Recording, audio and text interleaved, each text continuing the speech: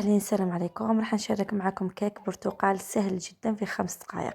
هنا درت 2 حبات بيض في كاس تاع سكر، خلطتهم غاية بالجهاز، وهنايا كنت عصرت 2 حبات تاع تشينا، عصرتهم غاية، ودرت هنايا ضفت هذيك الكاس تاع تشينا تاعنا، درت كاس ودرت كاس تاع زيت تاني خلطتها بيا مع البيض والسكر تطلع لنا.